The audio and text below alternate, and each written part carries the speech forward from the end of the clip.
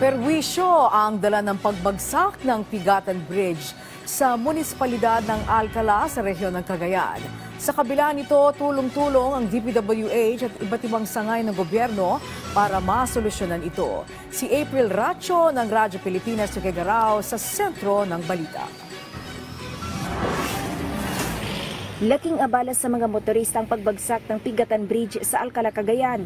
Si Kuya Jerry delay na raw ang mga delivery dahil sa ilang oras na paghihintay para lang makadaan sa mga alternatibong ruta. Unang-una sa traffic, mag-aantay, nakakainig, mas mainit. At para maibsan ang hirap ng mga motorista, tulong-tulong ang mga kapulisan, kawani ng MDRRMO at mga barangay tanod at officials sa pagmamando ng trapiko sa mga alternate route dito sa barangay Pigatan.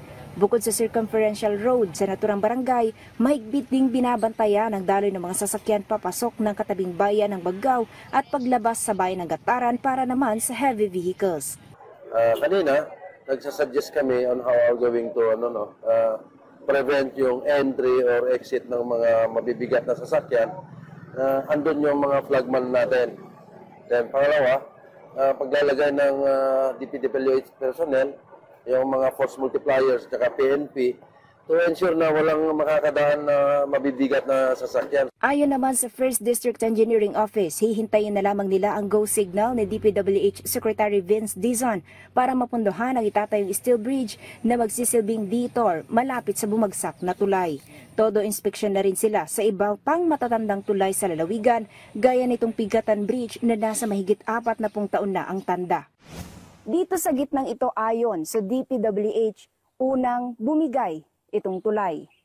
Ito'y makaraang dumaan, magkasabay-sabay, ang 4 na sasakyan kung saan ang dalawa rito ay tig 50 tonelada ang bigat.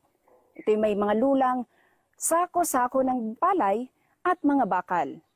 Sa ngayon, hinihintay pa ng Engineering Office ang pagdating ng mga kawani mula sa Bureau of Designs ng DPWH Central Office para magsagawa ng pagsisiyasat sa nangyaring pagbagsak ng tulay. Mula rito sa Alcala, Cagayan para sa Integrated State Media, April Racho ng Radyo Pilipinas, Radyo Publiko.